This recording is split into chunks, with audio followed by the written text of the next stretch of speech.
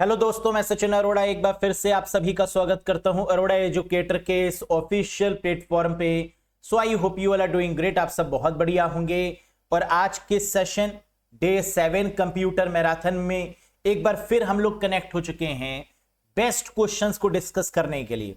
UP triple SC exams किस प्रकार के क्वेश्चन आते हैं ये आपको पता है। लेवल क्या होता है, मॉडरेट टू टफ लेवल के क्वेश्चंस एग्जाम में आएंगे, ये आप जानते हैं। जूनियर असिस्टेंट हो, एजीटीए हो, जेई का एग्जाम हो, स्टेनोग्राफर का हो, है ना, लेवल सबका टफ होता है।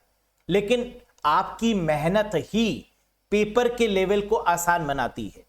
जितने बढ़िया तरीके से मेहनत करेंगे, जितने अच्छे तरीके से बार बार रिवाइज करेंगे, उतने ही कंफर्टेबल होकर एग्जाम में आंसर्स को लगा पाएंगे। बस आते हुए क्वेश्चंस को गलत नहीं करना है, बहुत अच्छे से क्वेश्चन को पढ़ना है, ऑप्शंस को सोचना है और फिर जाके टिक लगाना है। क्योंकि एक क्वेश्चन में भी अगर आपने गलत आंसर लगाया और किसी दूसरे ने सही लगा दिया तो उसका सिलेक्शन हो जाएगा, आपका नहीं होगा, है ना। तो बहुत अलर्ट होके एक एक क्वेश्चन आपके कैरियर को डिफाइन करता है, ये मान के आपको आंसर लगाना है। इतने समय से आप लोग इंतजार कर रहे थे कि कब एग्जाम होगा, कब एग्जाम होगा। फाइनली एग्जाम के इतने करीब आकर कोई भी ऐसी गलती मत करिएगा जिससे फिर से दोबारा अटेम्प्ट करना पड़े और फिर से इंतजार करना पड़े वैकेंसी का, है ना। क्योंकि वैकेंसी एक तो आती बहुत कम है, आती है तो एग्जाम बहुत लेट होता है। और पूरी कोशिश करिए कि इस बार किसी भी तरीके से निराशा हाथ ना लगे। चलिए एक बार फिर से पॉजिटिव अप्रोच के साथ ये मानते हुए कि जो पढ़ेंगे वो एग्जाम में आएगा, ऐसा मैनिफेस्ट करते हुए पूरी कोशिश करेंगे, पूरा दम लगाएंगे बढ़िया पढ़ने का और हर एक चीज को समझेंगे और याद भी रखेंगे। इंपॉर्टेंट कॉन्सेप्ट को नोट करेंगे, एग्जाम से पहले बार बार रिवाइज करेंगे। क्लियर है? चलिए, साथ ही साथ वो कैंडिडेट्स जो कि यूपी ट्रिपल एससी की तैयारी कर रहे हैं और चाहते हैं कंप्यूटर का एक कोर्स ज्वाइन कर ले बेसिक से एडवांस लेवल तक अपकमिंग एग्जाम्स को लेकर, तो वो इस कोर्स से जुड़ सकते हैं। लेटेस्ट कोर्स से जुड़ने के लिए अरोड़ा एजुकेटर एप्लीकेशन को आपको इंस्टॉल करना होगा गूगल प्ले स्टोर और iOS स्टोर की मदद से। कोई कंफ्यूजन है, कोई डाउट है तो दिए गए नंबर पे आप व्हाट्सएप करके भी पूछ सकते हैं।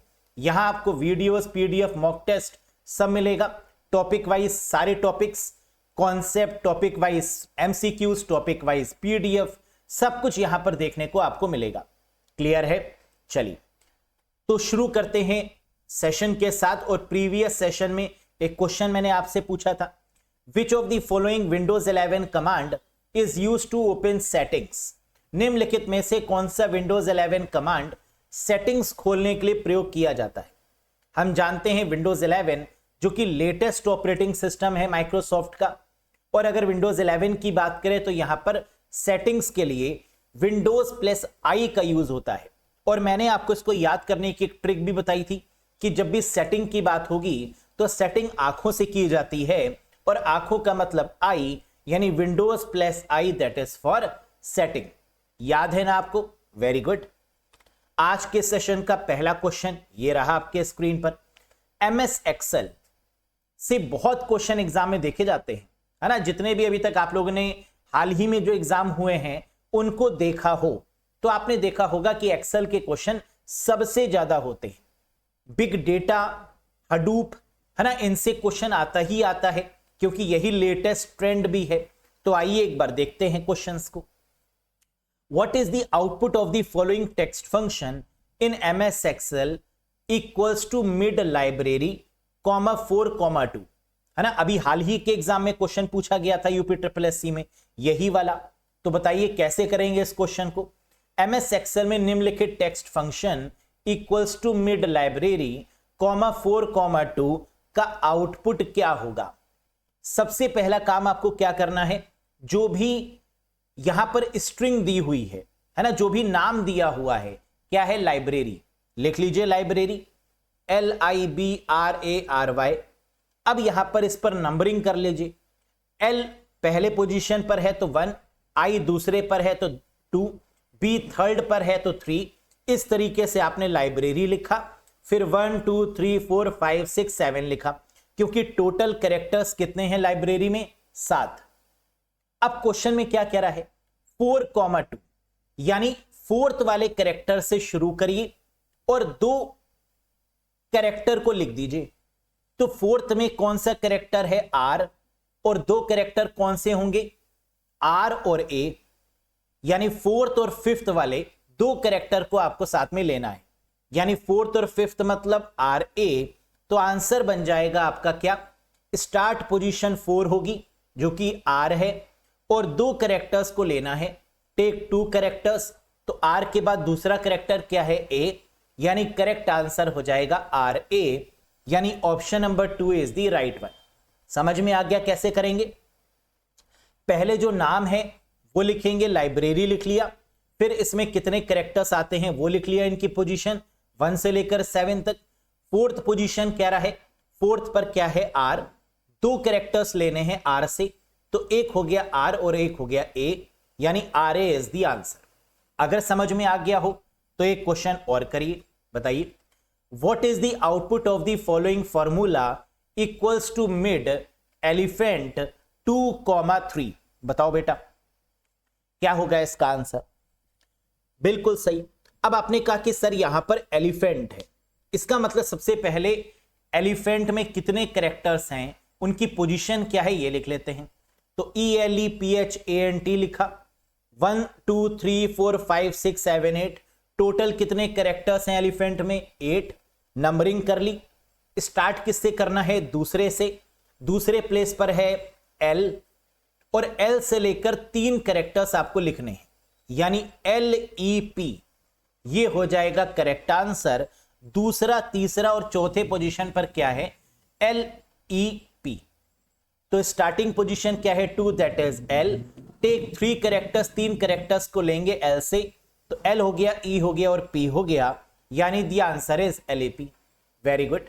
नेक्स्ट एक क्वेश्चन और करिए अगर समझ में आ गया है तो।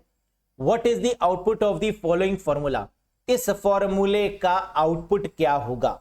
Equals to mid computer 5,2।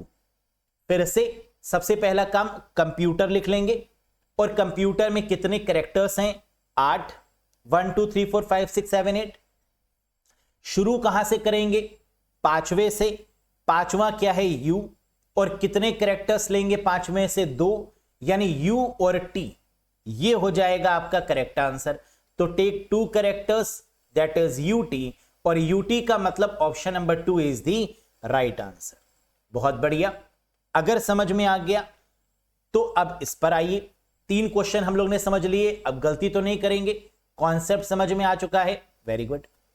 अगला क्वेश्चन MS एक्सेल से, which function combine the text in Excel? कौन सा फंक्शन एक्सेल में टेक्स्ट को संयोजित करता है? ज्वाइन, मर्ज, कॉन्कैटिनेट, अटैच, या नन ऑफ दीज? हम जानते हैं MS एक्सेल में कंबाइन करने के लिए, जोड़ने के लिए कॉन्कैटिनेट सिंबल का इस्तेमाल किया जाता है, यानी करेक्ट आंसर होगा कॉन्कैटिनेट फंक्शन। कौन सा फंक्शन? कंबाइन करने के लिए, जोड़ने के लिए, that is concatenate. Next, what does now function return in Excel? बताइए एक्सेल में नाउ फंक्शन क्या लौटाता है? अब इसको कैसे याद रखें? मैंने आपको बताया था, नाउ के ऊपर 2 लोग सवार होके जा रहे हैं, है ना। 2 कौन से हैं? एक डेट है और एक टाइम है। तो नाउ फंक्शन क्या करता है? डेट और टाइम दोनों को रिटर्न करता है। अभी की डेट और अभी का टाइम रिटर्न करने के लिए जो फंक्शन है, दैट इज नाउ फंक्शन। तो करेक्ट आंसर क्या होगा? Current date and time. Clear है? Next, what is the output of left equals to left computer comma 3? Left computer comma 3 का आउटपुट क्या होगा? बताइए। ये एक फंक्शन आपको गिवन है और इसका आउटपुट आपसे पूछ रहे हैं क्या होगा। तो इसका मतलब क्वेश्चन में क्या कह रहा है?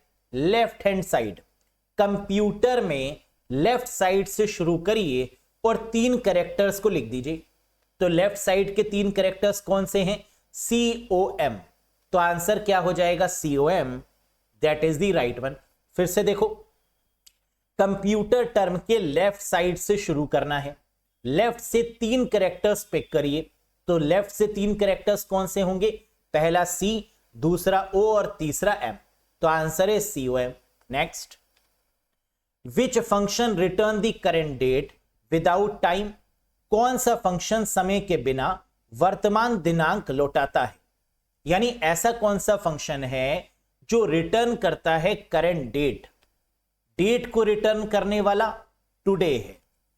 टुडे फंक्शन का अगर मैं यूज करूंगा एक्सेल में टुडे फंक्शन लिखकर, तो आज की जो डेट है ना, वो रिफ्लेक्ट हो जाएगी वहां पर। तो करंट डेट के लिए क्या होगा, टुडे फंक्शन होगा। Next, shortcut to close the current workbook in MS Excel, MS Excel में वर्तमान कार्य पुस्तिका को बंद करने की शॉर्टकट की बताइए। अगर एक्सेल में हमें क्या करना है, वर्कबुक को बंद करना है, पूरी एक्सेल शीट को नहीं, सिर्फ जो वर्कबुक खुली हुई है उसको बंद करना है, तो हम क्या करेंगे, कंट्रोल W का यूज करेंगे। किसका यूज करेंगे दोस्तों, कंट्रोल W, यानी option 2 is the right one. Control C copy के लिए, कंट्रोल X कट करने के लिए, कंट्रोल Q फॉर्मेटिंग को बदलने के लिए या इरेज करने के लिए, कंट्रोल K हाइपरलिंक के लिए, है ना, ये तो आप जानते होंगे। Next, shortcut to insert the current date in a cell, कह रहा इनमें से ऐसी कौन सी शॉर्टकट की है जो डेट वर्तमान दिनांक को डालने के लिए इस्तेमाल की जाती है। किसी सेल में वर्तमान दिनांक डालने की शॉर्टकट की क्या है, डेट के लिए कंट्रोल के साथ सेमीकोलन। याद रखिएगा, ये बहुत इंपॉर्टेंट है। डेट के लिए कंट्रोल के साथ सेमीकोलन है, और टाइम की अगर बात की जाएगी तो कंट्रोल शिफ्ट और सेमीकोलन होगा। ठीक, देखो आ भी गया। Shortcut to insert the current time in a cell, तो टाइम के केस में क्या होगा, किसी सेल में वर्तमान समय डालने की शॉर्टकट की कंट्रोल शिफ्ट सेमीकोलन, यानी option first is the right answer. Next, shortcut to hide the selected row in MS Excel, MS Excel में चयनित पंक्तियों को छिपाने की शॉर्टकट की क्या होगी। वेरी गुड, हमने क्या कहा था कि अगर रो को हाइड करना है तो इसकी कोई मैंने तरीका भी बताया था आपको।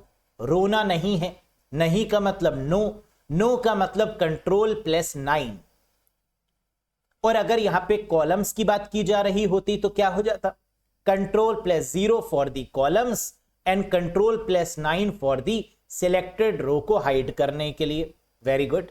Next, shortcut to edit the active cell in MS Excel, बताइएगा। कह रहा है MS एक्सेल में सक्रिय सेल को संपादित करने की शॉर्टकट की क्या है। और हम लोग बहुत अच्छे तरीके से जानते हैं कि अगर सेल को एडिट करना है एक्सेल शीट में तो F2 की प्रेस करेंगे, है ना, और सेल हमारी एडिट हो जाएगी। So the correct answer is what, F2 for the edit of the active cell. किसी भी सक्रिय सेल को एडिट करने के लिए, संपादित करने के लिए किस फंक्शन की का यूज होगा, F2 का। Next, what does round this comma 0 return, round function भी एग्जाम में पूछा जाता है, बताइए। राउंड 3456789,0 क्या लौटाएगा। 0 का मतलब होता है पॉइंट के आगे से मतलब ही नहीं है, पॉइंट के पहले वाले को राउंड करिए। पॉइंट के पहले क्या है, 345 यानी 345, और इसको राउंड करेंगे तो क्या हो जाएगा, 5 की जगह पर 6 आ जाएगा, यानी 346 इज द करेक्ट आंसर। तो अगर 0 मिल जाए कॉमा के बाद में तो क्या होता है, पॉइंट से कोई मतलब नहीं रहता, और पॉइंट के पहले वाला जो नंबर है उसका जो लास्ट नंबर है, लास्ट डिजिट है ना, वो आपकी राउंड हो जाती है। तो 345 जो था वो क्या हो गया, 346 हो गया। 345 कन्वर्टेड इनटू 346, यानी कॉमा 0 दिया है इसलिए। क्लियर। नेक्स्ट, ये बताइए, what is the output of round 7.45, 1। Round 7.45, 1 का आउटपुट क्या होगा, कॉमा 1 का मतलब पॉइंट के आगे वाला एक डिजिट, इसको राउंड कर दीजिए। तो पॉइंट के आगे क्या गिवन है, 4, 7.45, तो 4 की जगह पर क्या हो जाएगा, 5। वेरी गुड, यानी 7.5 is the correct answer. Clear है। तो कॉमा 1 का मतलब पॉइंट के बाद एक नंबर, तो 7.4 की जगह पर क्या हो जाएगा, 7.5। 5। ये बताइए what is the result of round 12.567, 2 का मतलब पॉइंट के बाद दूसरा नंबर राउंड कर दीजिए। पॉइंट के बाद दूसरा नंबर कौन सा है? 5 है, फिर 6 है। 6 को राउंड करेंगे क्या हो जाएगा? 7। तो 12.57 that is the correct answer. समझ में आ गया ना अच्छे तरीके से? Very good. Next, what will count 2, test, 5, Excel return? कह रहा है काउंट 2, टेस्ट, 5, एक्सेल क्या लौटाएगा? हम जानते हैं कि जो काउंट फंक्शन होता है वो नंबर्स को रिटर्न करता है। नंबर्स का मतलब यहां पर कितने नंबर्स हैं? ब्रैकेट के अंदर 2 नंबर हैं, एक 2 और एक 5, तो ये क्या रिटर्न करेगा? 2, यानी 2। Correct answer is option number 2। लेकिन अगर काउंट की जगह पर काउंट ए लिखा होता तो काउंट ए क्या करता है? जो भी होता है उसको रिटर्न कर देता है। काउंट ए को बोलते हैं काउंट ऑल। तो इस केस में आंसर क्या हो जाता? 2, टेस्ट, 5, एक्सेल में कितनी चीजें गिवन हैं? 4। 2 नंबर हैं और 2 स्ट्रिंग हैं। यस, तो क्या हो जाता? 4 आंसर हो जाता काउंट ए के केस में। और काउंट फंक्शन क्या करेगा? सिर्फ नंबर्स को रिटर्न करेगा। तो यहां पर कितने नंबर गिवन है? 2 नंबर गिवन है, तो आंसर क्या हो गया? 2 हो गया। अगर 3 नंबर गिवन होते तो आंसर क्या हो जाता? 3 हो जाता। क्लियर ना? Getting the point? Very good. Next, what is big data? बहुत इंपॉर्टेंट है। बिग डेटा से कई क्वेश्चन बनेंगे और आएगा ही आएगा। मिनिमम 2 से 3 या 4 क्वेश्चन तक बनते हैं यहां से। बताओ बिग डेटा क्या है? Small data in large volume, large volume, velocity and variety of data, data that is stored in CD, structured data only या all of these। देखो बिग डेटा का मतलब आप जानते होंगे कि बड़े बड़े डेटाबेस को मेंटेन करने के लिए जो सॉफ्टवेयर यूज करते हैं हम लोग, जो टेक्नोलॉजी यूज करते हैं, that is called a big data, है ना। और बिग डेटा क्या करता है? बड़े वॉल्यूम, लार्ज वॉल्यूम को मेंटेन करता है, वेलोसिटी को मेंटेन करता है और वैरायटी ऑफ डेटा को मेंटेन करता है। तो करेक्ट आंसर क्या होगा? Option 2, maintain the large volume, velocity and variety of data. Small data तो होगा नहीं। डेटा स्टोर्ड इन सीडी, जी नहीं। स्ट्रक्चर्ड डेटा को सिर्फ मेंटेन करेगा, नहीं। ऑल ऑफ दीज भी नहीं। Next, which technology is most commonly associated with processing big data? Big data के प्रसंस्करण से सबसे अधिक कौन सी तकनीक जुड़ी है? कह रहे अगर हमें बिग डेटा को मेंटेन करना है तो हम किस टेक्नोलॉजी का, किस तकनीक का प्रयोग करेंगे? एसक्यूएल, हडूप, एक्सएमएल, विंडोज या all of these? Correct answer है हडूप सॉफ्टवेयर। हम लोग किस फ्रेमवर्क का यूज करते हैं बिग डेटा में? हडूप का। क्लियर है? और ये जो हडूप है इसे बोला जाता है अपाचे हडूप। क्यों? क्योंकि इस हडूप फ्रेमवर्क को किस कंपनी ने बनाया? जल्दी से बताइए। Java. Java programming language. Hadoop को किस सॉफ्टवेयर में लिखा गया है? दैट इज कॉल्ड जावा।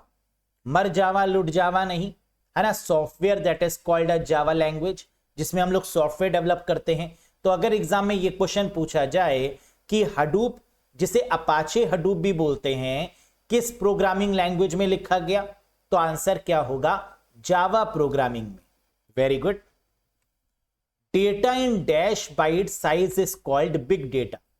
कह रहे डैश बाइट्स आकार का डेटा बिग डेटा कहा जाता है। कितना बड़ा साइज होना चाहिए बिग डेटा का? टेराबाइट में, गीगाबाइट में, पेटाबाइट में, मेटाबाइट में या ऑल ऑफ दीज? तो कह रहे बिग डेटा की जब भी हम बात करते हैं तो साइज कितना होता है? पेटाबाइट होता है ना। बड़ा मतलब पेटाबाइट जितना डेटा तो होना ही चाहिए। तो साइज बिग डेटा का कितना होगा? पेटाबाइट में होगा। Next, very very important question, और ये तो आएगा ही आएगा। क्या है ये? How many Vs are there in big data? Big data में कितने वी होते हैं? हम लोग जानते हैं बिग डेटा का मतलब लार्ज अमाउंट ऑफ डेटा को स्टोर करना, और इसमें कितने वी होते हैं? तो आंसर है 5। कौन कौन से? इनके नाम याद रखिए। वॉल्यूम, वेलोसिटी, वेराइटी, वेरासिटी और वैल्यू, यानी आयतन, वेग, विविधता, सत्यता और मूल्य। कितने वी हो गए? 5। वॉल्यूम मतलब कितना डेटा रख सकते हैं। वेलोसिटी का मतलब कितनी दूर डेटा जा सकता है, कितना फैला हुआ डेटा होगा। वैरायटी का मतलब कितनी अलग अलग तरीके के डेटा को मेंटेन कर सकते हैं, वैरायटी। वेरासिटी का मतलब कि डेटा जो हम मेंटेन कर रहे हैं वो कितना सटीक है, कितना सच्चा है, कितना सत्य है वो डेटा, वेरासिटी। और वैल्यू का मतलब उस डेटा का मूल्य क्या है, उसकी कीमत कितनी है या उसकी इंपॉर्टेंस कितनी है ना, हमारे लिए उस डेटा की इंपॉर्टेंस कितनी है, that is called the value या फिर मूल्य। Clear? Volume, velocity, variety, veracity और वैल्यू। आयतन, वेग, विविधता, सत्यता और मूल्य। याद रखिएगा, एग्जाम में क्वेश्चन आता है कि इनमें से बिग डेटा का कौन सा वी नहीं है, इनमें से कौन सा बिग डेटा का वी है ना, इस प्रकार के क्वेश्चन देखने को मिलते हैं। Next, which of the following is component of Hadoop?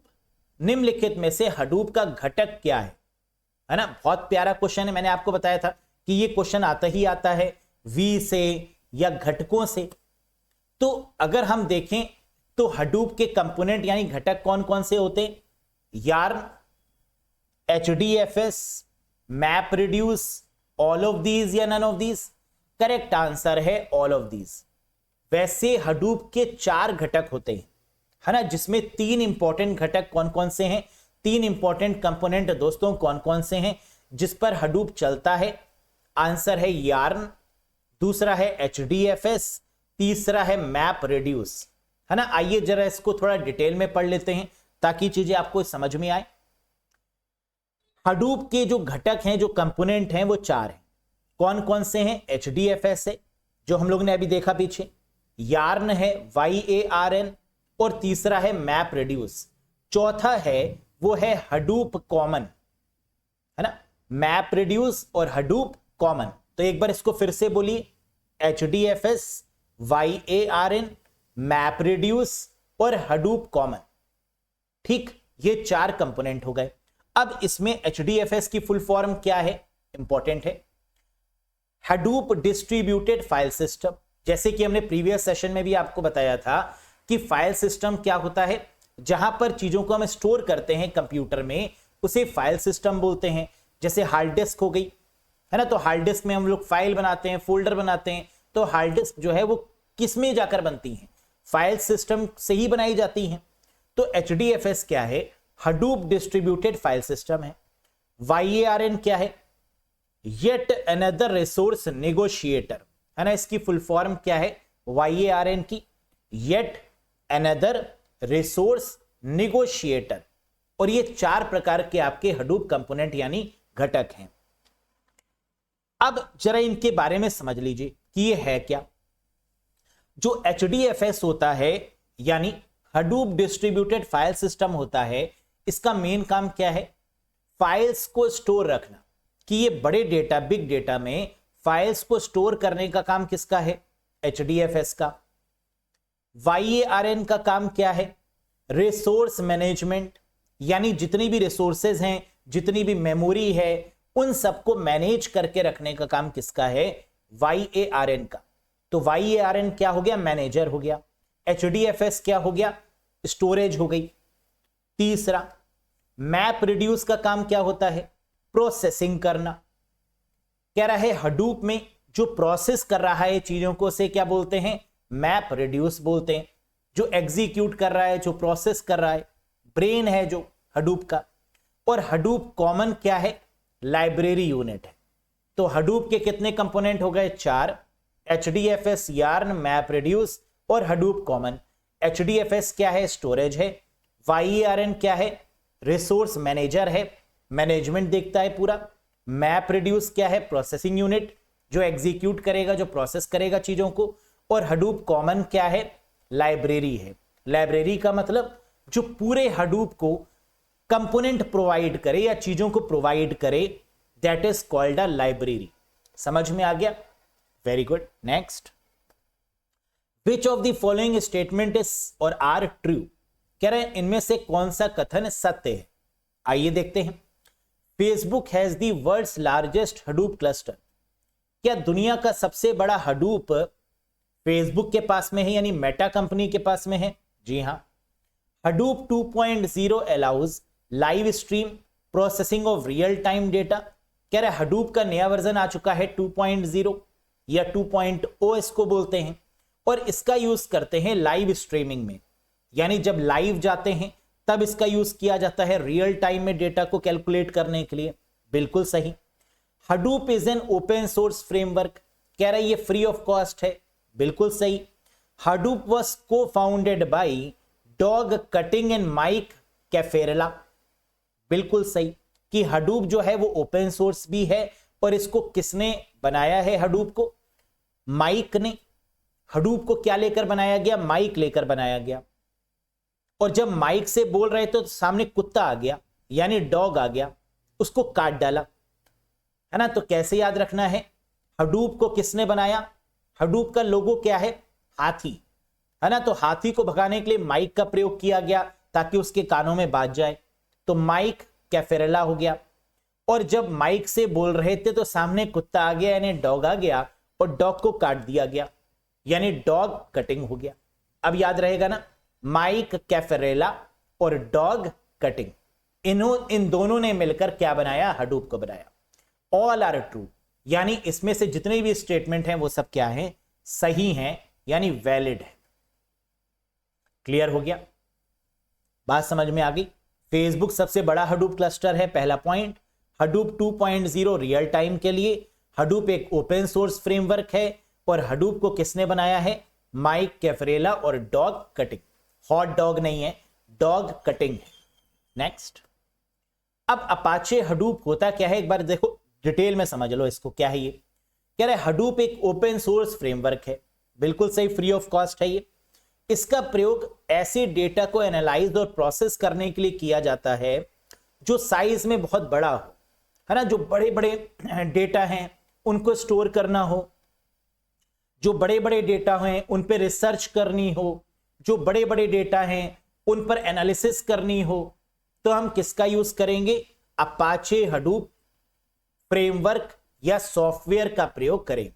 समझ में आया? Very good. अपाचे हडूप, है ना, इसे क्या बोला जाता है? हडूप कहें या अपाचे हडूप सॉफ्टवेयर कहें, बात एक ही है। हडूप को जावा में लिखा गया है ना। इसको किस प्रोग्रामिंग लैंग्वेज में लिखा गया? मर जावा लुट जावा नहीं, है ना। जावा programming language, high level language में। इसका प्रयोग फेसबुक भी करता है, ट्विटर भी करता है। फेसबुक यानी मेटा, ट्विटर, लिंक्डइन, याहू और अन्य कंपनियों द्वारा भी इसका प्रयोग किया जाता है, क्योंकि इन सबके पास में देखो बहुत ज्यादा डेटा है ना। मेटा के पास भी, फेसबुक के पास भी, ट्विटर के पास भी, लिंक्डइन के पास भी, है ना। X, Twitter, LinkedIn, Yahoo, WhatsApp, ये सब बिग डेटा का प्रयोग करते हैं डेटा पर एनालिसिस करने के लिए, स्टोर करने के लिए और मैनेज करने के लिए। अगला question, which component of Hadoop is responsible for distributed storage in big data? कह रहे हडूप का कौन सा घटक बिग डेटा में वितरित भंडारण के लिए जिम्मेदार है? रिस्पॉन्सिबल है स्टोरेज के लिए। अभी मैंने बताया था कि जो स्टोरेज है वो कहां पर होगा? फाइल सिस्टम में होगा, यानी HDFS में होगा। हडूप डिस्ट्रीब्यूटेड फाइल सिस्टम में क्या होगी? भंडारण होगा, यानी स्टोरेज होगी। बताया था ना पीछे। Next, which tool is used for quarrying data in Hadoop using SQL like command? कह रहे SQL जैसे कमांड का उपयोग करके हडूप में डेटा क्वेरी करने के लिए किस टूल का उपयोग करते हैं? अब हडूप क्या है? जिसमें बहुत सारा डेटा है। अब डेटा को अगर हमें निकालना होगा तो हम क्या करेंगे? SQL जैसी ही क्वेरी चलाएंगे, तब जाकर डेटा उसमें से निकल के आएगा, क्योंकि डेटा तो बहुत बड़ा है, ऐसे निकालने में तो बहुत टाइम लगेगा हमें। तो हम क्या करेंगे? उसमें क्वेरी चलाएंगे डेटा को निकालने के लिए। तो उसे क्या बोला जाता है? उसे बोलते हैं दोस्तों हाइव। क्या बोलते हैं? हाई नहीं बोलते, हाइव बोलते हैं। हाइव क्या है? जब हडूप में जो डेटा स्टोर है उसको हमें एक्सेस करना है, निकालना है उसमें से कुछ डेटा, तो हम वहां पर एक एसक्यूएल जैसी ही क्वेरी चलाते हैं और इस क्वेरी को क्या बोलते हैं, हाइव बोला जाता है। क्लियर है? Next, which of the following is a no SQL database often used with big data. कह रहा निम्नलिखित में से कौन सा नो एसक्यूएल डेटाबेस अक्सर बिग डेटा के साथ उपयोग किया जाता है। ये इंपॉर्टेंट है बहुत ज्यादा। क्या है ये? देखो, एसक्यूएल का मतलब होता है structured query language. No SQL का मतलब होता है जहां पर स्ट्रक्चर ना हो। और हडूप में हम क्या करते हैं, डेटा को कलेक्ट करते हैं, गैदर करते हैं, है ना। पहले गैदर कर लेते हैं, फिर कलेक्ट कर लेते हैं जहां से भी मिलता है, फिर बाद में एनालाइज करते हैं डेटा पर। तो वो क्या डेटा स्ट्रक्चर्ड होगा? नहीं, अनस्ट्रक्चर्ड होगा, जिसको नो एसक्यूएल बोला जाता है। और नो एसक्यूएल डेटाबेस को मेंटेन करने के लिए बिग डेटा में जिस डेटाबेस का प्रयोग हम लोग करते हैं दैट इज कॉल्ड मोंगोडीबी। किस डेटाबेस का प्रयोग किया जाता है? मोंगोडीबी नो एसक्यूएल डेटाबेस का प्रयोग करते हैं। आजकल किसका सीजन है? मैंगो का है ना, आम का सीजन है ना। मैंगो की जगह पे याद रखिएगा that is not mango, that is Mongo. MongoDB यानी डेटाबेस। ये कैसा डेटाबेस है? नो एसक्यूएल डेटाबेस है जो बिग डेटा के साथ में प्रयोग किया जाता है। Very important. Next, which tool is used to transfer data between Hadoop and RDBMS. कह रहे हडूप और आरडीएमएस के बीच में डेटा स्थानांतरित करने के लिए किस टूल का प्रयोग करेंगे? ये क्वेश्चन भी one of the important question है। हडूप और आरडीबीएमएस का मतलब होता है रिलेशनल डेटाबेस मैनेजमेंट सिस्टम। अगर इन दोनों के बीच में हमें डेटा को ट्रांसफर करना है, हडूप और आरडीबीएमएस के बीच में, तो हम किसका यूज करेंगे? स्कूप का यूज करते हैं, है ना। डेटा ट्रांसफर के लिए किसका यूज करते हैं? अपाचे स्कूप का, SQOOP। हडूप एंड आरडीबीएमएस के बीच data transfer, answer is Sqoop. Next, what is Apache Pig used for in big data. Apache में एक टर्म है, बिग डेटा में एक टर्म है जिसे बोला जाता है अपाचे पिग, है ना। पिग का मतलब तो सुअर होता है, यहां पर वो पिग नहीं है। यहां क्या है? बिग डेटा में अपाचे पिग का उपयोग किस लिए किया जाता है? आंसर है analysing large data set using a high level language. कह रहे अपाचे पिग क्या करता है, ध्यान से समझो, एनालाइज करेगा बड़े डेटा को कि कौन सा डेटा सही है, कौन सा डेटा गलत है। किसकी मदद से? जावा की मदद से। और जावा क्या है? क्या हाई लेवल लैंग्वेज है? यस। और इस टर्म को बोल दिया गया अपाचे पिग। देखो इसका जो लोगो है वो क्या है ना, एक बड़ा सा आपको डायमंड टाइप का दिख रहा होगा, प्यारा सा भी है। यस, तो ये क्या कर रहा है? बड़े डेटा को हाई लेवल लैंग्वेज यानी जावा की मदद से एनालाइज करने में मदद कर रहा है। दैट इज कॉल्ड पिग यानी अपाचे पिग।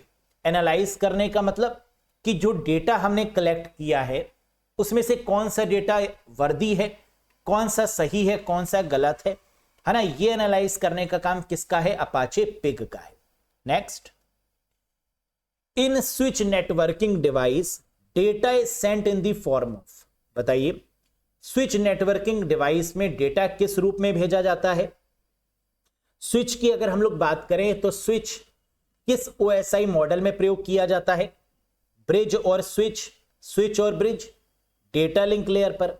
और डेटा लिंक लेयर पर डेटा कैसे ट्रेवल करता है? फ्रेम्स के फॉर्मेट में। तो आंसर क्या हो जाएगा? फ्रेम्स, यानी second is the correct one. देखो पता आपको सब है, बस आपस में जोड़ना आना चाहिए चीजों को। आपने देखा क्या? स्विच, तो आपका दिमाग तुरंत पहुंच जाना चाहिए कि सर ने बताया था कि स्विच और ब्रिज और मॉडम ये तीनों हमारे डेटा लिंक लेयर पर काम करते हैं। बताया था ना। डेटा लिंक लेयर पर क्या काम करता है? MAC address. Data link layer पर डेटा कैसे ट्रैवल करेगा? फ्रेम्स के फॉर्मेट में। फिजिकल लेयर में कैसे ट्रैवल करेगा? बिट्स के फॉर्मेट में। बताया ना, bits, frames, packets, segment, data data data. Yes. Next, a dash is a hardware device used at the physical layer to connect multiple devices in the network। कह रहा है यह एक हार्डवेयर डिवाइस है जिसका उपयोग नेटवर्क में कई डिवाइसेस को जोड़ने के लिए भौतिक स्तर पे प्रयोग किया जाता है। किस स्तर पे? फिजिकल लेयर पर। अब फिजिकल लेयर पर कौन सी डिवाइसेस काम करती हैं? तो आपने कहा सर हब और रिपीटर। क्या हब गिवन है यहां पर? हाँ। क्या रिपीटर गिवन है? नहीं। तो आंसर क्या हो जाएगा? Hub is the correct answer. और हब कैसी डिवाइस है? ब्रॉडकास्ट डिवाइस में आती है ना। हब का काम क्या है? ब्रॉडकास्ट करना। Next, television and remote comes under which transmission mode of networking? कह रहा है जो टेलीविजन है या रिमोट है या कीबोर्ड है या माउस है ना, ये किस तरीके के ट्रांसमिशन मोड प्रोवाइड करते हैं? सिंप्लेक्स। एक डायरेक्शन में काम करता है टेलीविजन, या रिमोट हो गया टीवी का रिमोट, एसी का रिमोट है ना, या आपका कीबोर्ड या mouse in uni direction, in one direction, that is called simplex. Next, the participating computers in a network are referred to as? किसी नेटवर्क में भाग लेने वाले कंप्यूटर्स को क्या कहा जाता है? नोड्स कहा जाता है। नोड्स का मतलब वो कंप्यूटर भी हो सकता है, लैपटॉप भी हो सकता है ना, वो फैक्स मशीन भी हो सकती है, वो प्रिंटर भी हो सकता है, that is called nodes. Next, latest online version of MS Word, Excel and PowerPoint is called? MS Word, Excel और पावर पॉइंट का नवीनतम ऑनलाइन संस्करण क्या है? ऑफिस 365 है, जिसे माइक्रोसॉफ्ट 365 भी बोलते हैं। यानी अगर ऑप्शन में ऑफिस 365 होता तो वो भी सही था। माइक्रो 365 है माइक्रोसॉफ्ट, ये भी सही है। अगर यहां पर लेटेस्ट वर्जन पूछ रहे होते एमएस वर्ड, एक्सेल या पावर पॉइंट या एमएस ऑफिस का, तो आंसर क्या होता?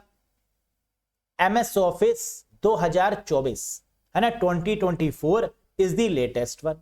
Next, among these name the utility software? इनमें से कौन सा यूटिलिटी सॉफ्टवेयर है, नाम बताइए। यूटिलिटी सॉफ्टवेयर का मतलब जो कंप्यूटर की स्पीड और परफॉर्मेंस को इंक्रीज करे, that is called utility. Antivirus क्या यूटिलिटी है? हाँ। डिस्क क्लीनअप क्या यूटिलिटी है? हाँ। डिस्क डीफ्रैगमेंटर ये भी यूटिलिटी है। आंसर होगा ऑल ऑफ दीज। ये सब के सब आपके यूटिलिटी सॉफ्टवेयर के एग्जाम्पल हैं।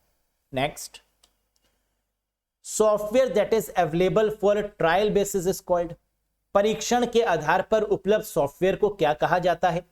वो सॉफ्टवेयर जो पहले फ्री है ट्रायल बेसिस के लिए कुछ दिनों के लिए, बाद में पेड हो जाता है, उसे क्या बोलते हैं? Very good, that is called shareware. Shareware का मतलब जैसे विनजिप है ना, स्टार्टिंग में फ्री, बाद में पेमेंट मांग लेता है, एक हफ्ते के लिए फ्री होता है, 10 दिन के लिए फ्री होता है ना, तो that is what we called a shareware. इसको कई बार ट्रायल वेयर भी बोलते हैं। फ्री वेयर क्या होता है? जो फ्री है बिल्कुल। ओपन सोर्स क्या होता है? जो फ्री भी है, जिसके कोड को देख भी सकते हैं और जिसमें बदलाव भी कर सकते हैं। नैगवेयर क्या होता है? जो इरिटेट करता है ना, जो बार बार पॉपअप लाके कहता है क्लिक करो मेरे ऊपर, click me click me click me, या buy me buy me buy me, है ना, ऐसे इरिटेट करने वाले software is called nagware. Clear? Next, Telegram founder dash who was arrested in France on charges of failing to curb illegal content on the app. हाल ही में आपने सुना होगा टेलीग्राम के जो संस्थापक हैं उनको ऐप पर अवैध सामग्री पर अंकुश लगाने में विफल रहने के आरोप में फ्रांस में गिरफ्तार कर लिया गया था। सुना है ना आपने? लेटेस्ट न्यूज है, अभी कुछ समय पहले की ही। टेलीग्राम चर्चा में भी था कि बंद हो जाएगा टेलीग्राम। यस, तो इसके फाउंडर कौन है जिनको पकड़ लिया गया था इलीगल कंटेंट डालने की वजह से? क्योंकि टेलीग्राम पर बहुत ज्यादा इलीगल कंटेंट भी था, है ना, तो कहा कि इनका कंट्रोल ही नहीं है टेलीग्राम पे। तो पापा हैं पैवेल ड्यूरोव, है ना, इनको जेल हुई थी। टेलीग्राम के founder that is Pavel Durov, PD. Next, shortcut key for find and replace dialog box is? Find and replace dialog box की शॉर्टकट की क्या है? हम जानते हैं फाइंड एंड रिप्लेस का मतलब कंट्रोल एच जब दबाएंगे तो find and replace dialog box appear हो जाएगा। फाइंड में जो हमें फाइंड करना है वो लिखेंगे, जिसके द्वारा रिप्लेस करना है जिसके थ्रू वो लिखेंगे, रिप्लेस हो जाएगा सभी में, है ना। आंसर क्या है? Control plus H for find and replace. Next, dash protocol is the foundation of the internet and most home and business network. बताइए कौन सी प्रोटोकॉल इंटरनेट और अधिकांश घरेलू और व्यावसायिक नेटवर्क की नींव है, फाउंडेशन है, बेस है। बिल्कुल सही, बेबी को बेस पसंद है और फाउंडेशन को टीसीपी आईपी पसंद है। क्या आंसर होगा? ट्रांसमिशन कंट्रोल प्रोटोकॉल और internet protocol is called the base protocol of the internet या foundation protocol of the internet. HTTP क्या है? Communication protocol. एफटीपी क्या है? फाइल ट्रांसफर प्रोटोकॉल अपलोडिंग और डाउनलोडिंग के लिए। टेलनेट क्या है? Remote protocol. डीएचसीपी क्या है? Dynamic host configuration protocol, IP address को ऑटोमेटिक असाइन करने के लिए या आईपी एड्रेस को डायनेमिक एलोकेट करने के लिए। Clear? Next, compiler and interpreter are which type of software? कह रहे कंपाइलर, इंटरप्रेटर या असेंबलर, ये क्या है? लैंग्वेज ट्रांसलेटर है, जिनको आप लोग लैंग्वेज ट्रांसलेटर भी बोलते हैं, जिनको हम लोग नॉर्मल ट्रांसलेटर्स भी बोलते हैं, हाई लेवल लैंग्वेज के। कंपाइलर, इंटरप्रेटर, इन्हें किस कैटेगरी में रखा जाता है? System, application, open source, all of these या नन ऑफ दीज? बिल्कुल सही, these are called system software, क्योंकि इनका होना अनिवार्य होता है ना। कंपाइलर, इंटरप्रेटर, असेंबलर, इनका होना कंपलसरी है। That is why these are called system software. जैसे ऑपरेटिंग सिस्टम, जैसे ड्राइवर्स, जैसे कंपाइलर, इंटरप्रेटर, असेंबलर, ये सब आपके सिस्टम सॉफ्टवेयर ही हैं। Next, ROM is made up of. ROM मतलब रीड ओनली मेमोरी। रोम किससे बनी होती है? नैंड और नॉर डिकोडर, डिकोडर एंड और गेट, नैंड एंड डिकोडर या नन ऑफ दीज? हम जानते हैं रोम रीड ओनली मेमोरी है जो बूटिंग में मदद करती है ना, that helps in the booting process. ROM में लिखे गए इंस्ट्रक्शंस को फर्मवेयर बोलते हैं। ईईपी रोम का एडवांस्ड फॉर्म फ्लैश मेमोरी होता है। सब याद आ रहा है ना चीजें? और रोम किससे मिलकर बनी होती है? डिकोडर और गेट, दो चीजें होती हैं रोम के अंदर। एक डिकोडर लगा होता है जो चीजों को डिकोड करता है अपनी भाषा में, जो कन्वर्ट करता है अपनी भाषा में, और गेट लगा होता है। और गेट, बेसिक गेट आपको पता है ना, बेसिक लॉजिक गेट्स, एंड और नॉट। तो रोम में कौन सा गेट लगा होता है? दैट इज और गेट, और साथ में decoder. Next, the primary memory also called main memory. बिल्कुल सही बात है, प्राइमरी मेमोरी बोले या मेन मेमोरी बोले एक ही बात है। Of a personal computer consist of, कह रहे मेन मेमोरी या प्राइमरी मेमोरी में क्या आता है? पर्सनल कंप्यूटर की प्राथमिक मेमोरी, जिसे मुख्य मेमोरी भी कहा जाता है, इसमें रैम होगी, रोम होगी, बोथ रैम एंड रोम होगी, कैशे मेमोरी होगी या बफर मेमोरी होगी। बिल्कुल सही, हम जानते हैं प्राइमरी मेमोरी में दो आती हैं हमारी मेन, एक रैम और एक रोम, यानी both RAM and ROM is the correct one, जिसे सेमीकंडक्टर मेमोरी के नाम से भी जानते हैं। Random access memory and read only memory, this is also called as semiconductor memory. Next, the boot sector file of the system are stored in which computer memory? System की boot sector की फाइलें किस computer memory में संग्रहित होती हैं? रोम में। Booting related जितनी भी फाइल्स हैं, कंप्यूटर को ऑन करने से रिलेटेड जितनी भी फाइल्स हैं, वो सब कहां स्टोर होंगी? दैट इज इन रोम, यानी रीड ओनली मेमोरी में। क्लियर है? और रोम किससे रिलेट करता है? बायोस से, बेसिक इनपुट आउटपुट सिस्टम, है ना? याद आया? Very good. Next, in which of the following transistor and capacitor is used? कह रहे निम्नलिखित में से किसमें ट्रांजिस्टर और कैपेसिटर का प्रयोग किया जाता है? Static RAM, dynamic RAM, SD RAM यानी synchronous dynamic RAM, both 2 and 3 या बोथ 1 and 2? करेक्ट आंसर है डायनेमिक रैम। जो लैपटॉप में यूज होती है, जो मोबाइल फोन में यूज होती है, वो डायनेमिक रैम है।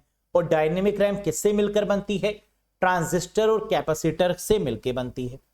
वो रैम जो बार बार रिफ्रेश होती है, डायनेमिक है। स्टैटिक रैम का यूज कैशे मेमोरी को बनाने के लिए करते हैं, याद है ना? और एसडी रैम डेट और टाइम को डिस्प्ले करती है सीमॉस बैटरी के साथ मिलकर। तो सीमॉस बैटरी आए, डेट और टाइम आए, तो आंसर क्या हो जाएगा? SD RAM, synchronous dynamic RAM. Very good. Next, the dash layer is in charge of the error free transport of data frames. अब देखो यहां पर कितनी चीजें दी हुई हैं। डैश परत डेटा फ्रेम की त्रुटि मुक्त परिवहन का प्रभारी है। हम जानते हैं फ्रेम्स किस में आता है? फ्रेम्स आता है डेटा लिंक लेयर यानी दूसरी लेयर में। एरर फ्री, कोई भी त्रुटि नहीं होने देंगे, कोई गलती नहीं होने देंगे। ये रिस्पॉन्सिबिलिटी भी किसकी है? डेटा लिंक लेयर की।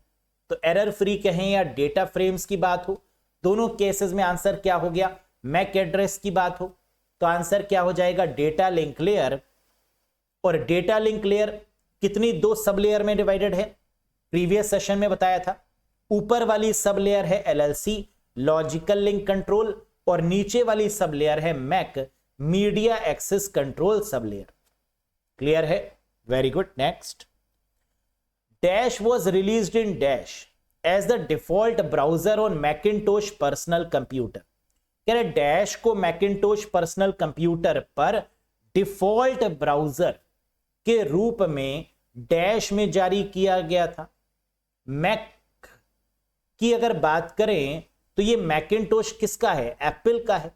और एप्पल के ब्राउजर का नाम क्या है? सफारी। क्या सफारी कहीं दिख रहा है? जी हां। और सफारी कब रिलीज किया गया? 2003 में। देखो सफारी तो दो जगह है लेकिन ईयर भी इंपॉर्टेंट है। तो Safari was released in 2003 as the default browser on Macintosh personal computer.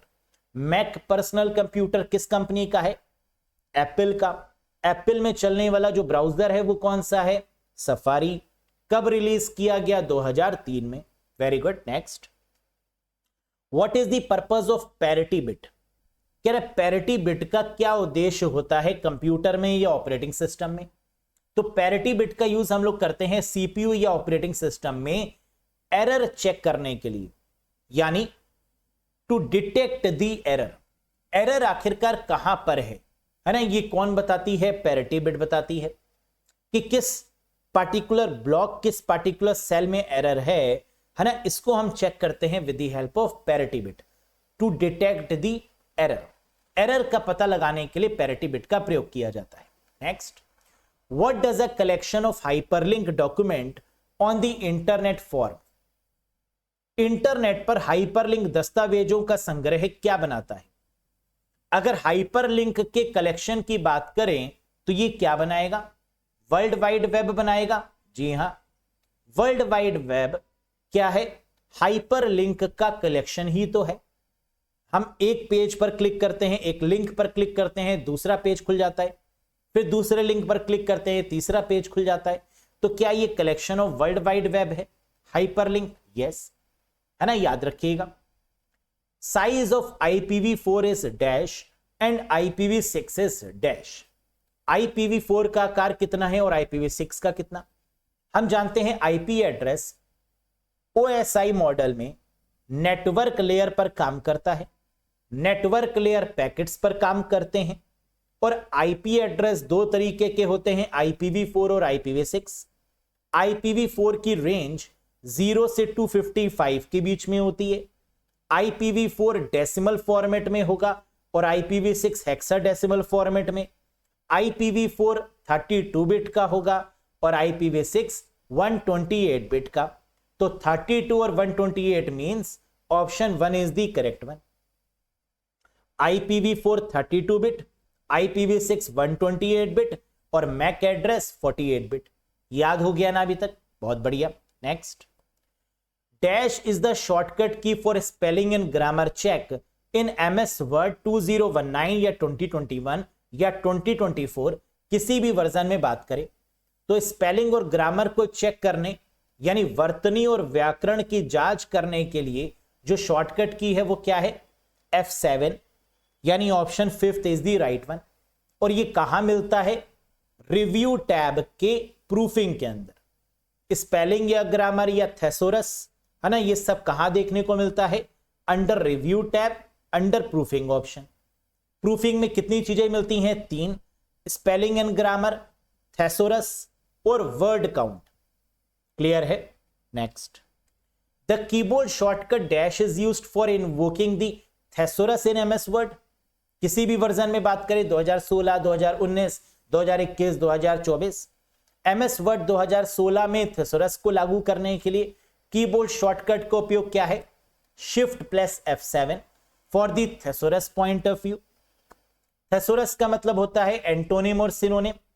अगर हमें समान शब्द या विपरीत शब्द प्राप्त करने हैं, है ना, तो हम लोग थेसोरस का यूज करते हैं और इसकी शॉर्टकट की क्या होगी? शिफ्ट प्लस F7 होगी। क्लियर है? अगर मैं आपसे पूछूं change case, upper case, lower case, इनकी शॉर्टकट की क्या होती है? Shift plus F3। Very good, है ना, याद हो रही हैं चीजें धीरे धीरे, लिप्स पर आ रही हैं चीजें धीरे धीरे, बहुत बढ़िया। How many total links are required to connect 12 devices in a fully connected mesh network? पूरी तरह से कनेक्टेड मैश नेटवर्क में 12 डिवाइसेस लगी हुई हैं। इनको जोड़ने के लिए कुल कितने कनेक्शन यानी लिंक की आवश्यकता है? ऐसी क्वेश्चन हमने प्रीवियस सेशन में भी आपको करवाया था, याद आया? इसका एक फॉर्मूला भी मैंने आपको बताया था, n(n-1) डिवाइडेड बाई 2। कितने नोट्स गिवन हैं, कितनी डिवाइसेस लगी हुई हैं, कितने कंप्यूटर लगे हुए हैं? 12। तो 12 - 1 divided by 2, 12 multiply by 11 divided by 2। 12 को 11 से मल्टीप्लाई करेंगे, कितना आएगा? 132 डिवाइडेड बाई 2। कितना आ गया? That is 66। यानी option number 2 is the right one. समझ में आया? तो जब कभी भी मैश नेटवर्क की बात होगी, मैश टोपोलॉजी की बात होगी, जो कि सबसे रिलायबल भी है, होम ऑटोमेशन में प्रयोग की जाती है, राउटर्स यहां पर यूज किए जाते हैं, यस, और हर एक नेटवर्क, हर एक कंप्यूटर दूसरे कंप्यूटर से कनेक्टेड होगा, that is called a mesh topology या मैश नेटवर्क। और इसका फॉर्मूला क्या है? n(n-1) डिवाइडेड बाई 2, जहां पर n का मतलब है नोड्स या number of devices connected. Clear है? Next, the software substituted for hardware and stored in ROM. बताइए, सॉफ्टवेयर को हार्डवेयर के स्थान पर प्रतिस्थापित किया गया और रोम में संग्रहित किया गया। रोम में लिखे गए इंस्ट्रक्शंस को क्या बोलते हैं? फर्मवेयर। हार्डवेयर और सॉफ्टवेयर के कॉम्बिनेशन को क्या बोलते हैं? फर्मवेयर। तो correct answer is firmware. CCTV camera, remote, signals, ये सब क्या कहलाते हैं? These are called as firmware, जो हार्डवेयर और सॉफ्टवेयर का कॉम्बिनेशन है।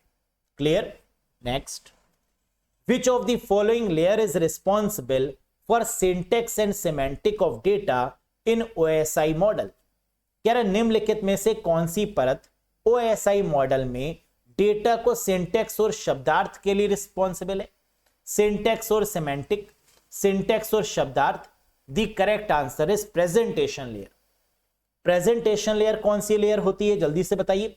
6th layer of the OSI model, that is called presentation layer, जिसमें मेन काम क्या है इसका? ट्रांसलेशन, शन वाला सारा काम है। ट्रांसलेशन, इनक्रिप्शन, डिक्रिप्शन, कॉम्प्रेशन या सिंटेक्स एंड सिमेंटिक, है ना, ये सारे काम किस लेयर के होते हैं? प्रेजेंटेशन लेयर के। प्रेजेंटेशन लेयर में कौन सी डिवाइस काम करती है? गेटवे। प्रेजेंटेशन लेयर में डेटा किस फॉर्मेट में ट्रेवल होगा? डेटा किस फॉर्मेट में ट्रेवल होगा? अगर डेटा ट्रांसफर करना है तो डेटा के फॉर्मेट में ही ट्रांसफर होगा। डिवाइस कौन सी यूज होगी? गेटवे होगी। और syntax, semantics, translation, encryption, decryption, ये सारा काम किसका है? प्रेजेंटेशन लेयर का। और एप्लीकेशन लेयर पर क्या काम कर रहा है? एप्लीकेशन लेयर जो कि 7वीं लेयर है, और एप्लीकेशन लेयर की बात करें तो इस पर HTTP प्रोटोकॉल, FTP प्रोटोकॉल, है ना, ये सारी प्रोटोकॉल काम करती हैं। SMTP, simple mail transfer protocol, ये सब आखिरी वाली लेयर पर काम करती है। Clear? Next, which language does MS Word use to create macros? बताइए। Alt + F8। मैक्रोस किस टैब में मिलता है? व्यू टैब में। शॉर्टकट की क्या है? Alt + F8। मैक्रोस का काम क्या है? रेपिटेटिव टास्क को रिकॉर्ड करना। और मैक्रोस किस लैंग्वेज में बनाए जाते हैं? विजुअल बेसिक, यानी option 3 is the correct one. Microsoft का विजुअल बेसिक, और विजुअल बेसिक का लेटेस्ट वर्जन कौन सा है? 6.0। Next, which command is use to reboot the computer? Computer को रिबूट करने के लिए कौन सी कमांड यूज की जाती है, बताइए। Here are the options and the correct answer is control alt और डिलीट टू रीस्टार्ट या रीबूट द कंप्यूटर, है ना। जानते हैं हम लोग, ये बहुत पूछा गया क्वेश्चन है। तो कंट्रोल ऑल्ट और delete that is use to restart and reboot the computer. अगला question, which of the following is the relative cell reference in MS Excel 365? निम्नलिखित में से कौन MS Excel 365 में एक सापेक्ष सेल संदर्भ है, बताइए। बहुत बढ़िया, हम जानते हैं कि सेल रेफरेंसिंग को डॉलर के साइन से रिप्रेजेंट करते हैं, है ना। डॉलर का होना कंपलसरी है। सेल रेफरेंसिंग का मतलब होता है रेंज ऑफ दी सेल। और कितने सेल रेफरेंस होते हैं? 3 प्रकार के, रिलेटिव, एब्सोल्यूट और मिक्स्ड। रिलेटिव में क्या कोई डॉलर का प्रयोग होगा? नहीं, रिलेटिव में नहीं होता, यानी C2 is the correct answer. A1, B1, C1, C2 ऐसे होते हैं रिलेटिव। एब्सोल्यूट का मतलब रो और कॉलम दोनों से पहले डॉलर का प्रयोग होगा, जैसे $A, $1। मिक्स्ड 2 तरीके के होते हैं, एक फिक्स्ड कॉलम और एक फिक्स्ड रो, यानी $A1 ये क्या हो गया? फिक्स्ड कॉलम, यहां पर कॉलम को फिक्स कर दिया गया। और $1 क्या हो गया? यहां पर रो को फिक्स कर दिया गया। तो मिक्स्ड रेफरेंस में या तो रो को फिक्स करेंगे या तो कॉलम को फिक्स करेंगे। तो फिक्स कॉलम को करेंगे तो कुछ इस प्रकार होगा $A1, और अगर रो को फिक्स करेंगे तो कुछ इस प्रकार होगा $1। क्लियर है? Very good. Next, which of the following have the fastest access time? निम्न में से किसके पास सबसे तेज एक्सेस टाइम है, यानी फास्टेस्ट मेमोरी कौन सी है? सबसे फास्ट मेमोरी कौन सी है? रजिस्टर, क्या गिवन है? नहीं। इसके बाद कौन सी आती है? कैशे, क्या गिवन है? नहीं। इसके बाद कौन सी आती है? रैम, क्या गिवन है? हां। सेमीकंडक्टर मेमोरी का मतलब रैम और रोम। क्या रैम फास्टेस्ट है? यस। तो करेक्ट आंसर हो जाएगा सेमीकंडक्टर मेमोरी। क्लियर है?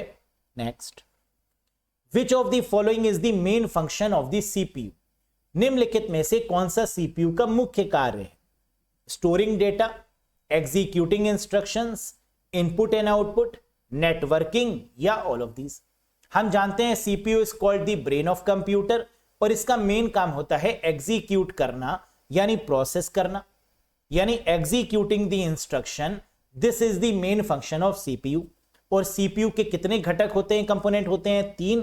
कंट्रोल यूनिट, ALU और MU।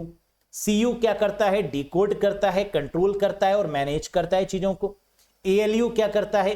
अरिथमेटिकली और लॉजिकली चीजों को हैंडल करता है, प्लस माइनस डिवाइड, है ना, सब्ट्रैक्शन, एडिशन, फलाना ढिमकाना। Plus, greater than, smaller than, equals to, not equals to, या गेट्स पर एंड और नॉट, है ना, ये सब ALU का काम हो गया। और ALU का जो रिजल्ट होता है वो कहां पर स्टोर होता है? याद है, the result of the ALU is stored in the, very good, accumulator register, है ना। बताया था ALU का रिजल्ट कहां स्टोर होगा? एक्यूमुलेटर रजिस्टर में। और तीसरा CPU का घटक कौन सा था? मेमोरी यूनिट, जिसे रजिस्टर भी बोलते हैं, है ना। और जो कैसी मेमोरी है? टेम्परेरी मेमोरी है, वोलाटाइल मेमोरी है। याद है ना चीजें? बहुत बढ़िया। Next, which shortcut key is use to open the incognito mode in Google Chrome? बताइए, गूगल क्रोम में इनकॉग्निटो मोड को ओपन करने के लिए किस शॉर्टकट की का प्रयोग करेंगे? इनकॉग्निटो मोड क्या होता है? आप लोग ने देखा होगा गूगल क्रोम में जब कंट्रोल शिफ्ट N करते हैं तो एक इनकॉग्निटो मोड ओपन हो जाता है ना। और इसका यूज वही लोग करते हैं जो चाहते हैं कि हिस्ट्री मेंटेन ना हो। यस, कि जो भी हम सर्च करें ब्राउजर पर, गूगल क्रोम पर, इनकॉग्निटो मोड पर, उसकी कोई भी हिस्ट्री मेंटेन ना हो, हम एनोनिमस होके सर्च कर पाए, गुप्त रूप से अपनी सर्च को कर पाए, that is called incognito mode. Answer क्या होगा? Control shift N that is the shortcut की, है ना। ये वाला पेज ओपन हो जाता है, that is called incognito mode. Next, how many pins are there in USB C connector, very important one, है ना। कनेक्टर से कोई ना कोई क्वेश्चन तो आता ही आता है। यूएसबी सी कनेक्टर में कितनी पिन होती हैं? आजकल जो लेटेस्ट वाले कनेक्टर हैं वो कौन से हैं? यूएसबी सी कनेक्टर होते हैं। और इसमें कितनी पिन होती हैं? 24 कनेक्टर्स, 24 पिन्स। यूएसबी की फुल फॉर्म क्या है? यूनिवर्सल सीरियल बस। अजय भट्ट के द्वारा बनाया गया, भारतीय है इसको बनाने वाले यूएसबी, है ना, mister Ajay Bhatt. RJ45 pin की अगर बात करें तो इसमें 8 पिन होती हैं और RJ45 का यूज करते हैं लैन केबल में, जिसे ईथरनेट केबल बोलते हैं। RJ11 टेलीफोन लाइंस में कनेक्टर जो लगा होता है उसे बोलते हैं RJ11। रजिस्टर्ड जैक 11, इसमें 6 पिन होती हैं आपकी। और HDMI केबल जो कि हाई डेफिनेशन मल्टीमीडिया इंटरफेस है, इसमें 19 पिन होती हैं, यानी 19 पिन होती हैं। तो आपको याद क्या रखना है? USB-C 24 pin 24, RJ45 8 pin Ethernet cable, RJ11 6 pin telephone lines, HDMI total 19 pins. Clear है? 60, what type of network media carries data encoded into impulses of light? किस प्रकार का नेटवर्क मीडिया प्रकाश के आवेगों में इनकोडेड डेटा ले जाता है? कितना आसान है। लाइट का मतलब बहुत तेज।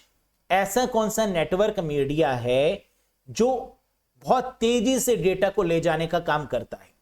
कोई केबल होगी, और वो केबल कौन सी होती है? ऑप्टिकल फाइबर केबल, जिसको फाइबर ऑप्टिक केबल भी बोलते हैं, या समुद्र के नीचे उसको सबमरीन केबल भी बोलते हैं, है ना। समुद्र के नीचे लगाई जाती हैं, that is called submarine cable या फाइबर ऑप्टिक केबल, जिसकी स्पीड लाइट में मेजर की जाती है ना। बहुत तेज होती है ये केबल्स, डेटा को बहुत जल्दी ट्रांसफर करती है। अगर आपके घर में ब्रॉडबैंड कनेक्शन लगा होगा तो आपके घर में भी फाइबर ऑप्टिक केबल का प्रयोग किया गया होगा राउटर से कनेक्ट करते हुए। यस, तो आउट ऑफ 60 आपने कितना स्कोर किया कमेंट करके बताइएगा। साथ ही साथ ये रहा क्वेश्चन ऑफ द डे, आज के सेशन का क्वेश्चन। बताइए, which of the following connect the computer to a telephone line? निम्नलिखित में से कौन कंप्यूटर को टेलीफोन लाइन से जोड़ता है? मैंने आपको कई बार बताया कि ये स्लोएस्ट कनेक्शन होता है जो टेलीफोन लाइन से जोड़ेगा, और ऐसे कनेक्शन को क्या बोलते हैं, है ना, ये भी बताइएगा। और इन कनेक्शन में किस नेटवर्किंग डिवाइस का प्रयोग होगा? राउटर, गेटवे, मॉडेम, रिपीटर या स्विच, या आता है बताएंगे नहीं। क्या होगा इसका करेक्ट आंसर? कमेंट करके बताइएगा अगर पता है तो। अगर नहीं पता तो लिख दीजिएगा कि सर पता तो नहीं है, ऐसा होगा नहीं, टैलेंटेड आप हैं। और अगर आता है और बताएंगे नहीं तो लिख दीजिएगा सर आता है लेकिन बताएंगे नहीं। यस, तो अगर पसंद आया हो सेशन तो एक बार लाइक कर दीजिएगा, चैनल पर नए हो तो सब्सक्राइब करिएगा। और अगर कंप्यूटर में चाहते हैं कंप्लीट कोर्स को ज्वाइन करना, टॉपिक वाइज पढ़ना, तो आप इस कोर्स से जुड़ सकते हैं। यूपी SSSC के basic to advance course, topic wise videos, PDF, mock test लेने के लिए अरोड़ा एजुकेटर एप्लीकेशन को इंस्टॉल कर लीजिएगा गूगल प्ले स्टोर या iOS स्टोर की मदद से। कोई कंफ्यूजन है या कोई डाउट है तो दिए गए नंबर पे व्हाट्सएप भी आप कर सकते हैं। बस पेशेंस रखिए एग्जाम में, है ना। ये सोचिए कि हमें सब कुछ आता है, चीजों को बार बार रिवाइज करिए। ऑप्शन के साथ आपको एग्जाम में मिलेगा, अगर पढ़ा हुआ है ना, तो रिकॉल हो जाएगा। अभी आपको लग रहा होगा कि चीजें भूल रहे हैं धीरे धीरे, है ना। जैसे जैसे आप एग्जाम के करीब आएंगे ना, आपको लगेगा चीजें वॉश आउट हो रही हैं, लेकिन ऐसा नहीं होता। जब ऑप्शन आपके सामने आते हैं ना, तो चीजें आपको रिकॉल हो जाती हैं। इसलिए मैक्सिमम रिवाइज करिए, मैक्सिमम पढ़िए। आखिरी में पढ़ा हुआ ही ज्यादा काम आता है ना, क्योंकि इस समय आपका माइंड बड़ा ही एक्टिवली काम करता है। तो होप कि आप सब बढ़िया परफॉर्म करेंगे एग्जाम में। मेहनत जो कर रहे हैं आपके टीचर्स, है ना, आपके घर वाले आपके साथ और आप खुद अपने साथ, उसमें 100% सेटिस्फैक्शन के साथ 100% रिजल्ट लेकर आप आएंगे। That's all for today guys, thank you very much, bye bye, take care. मिलेंगे नेक्स्ट सेशन में कुछ और इंपॉर्टेंट क्वेश्चन के साथ। Thank you guys.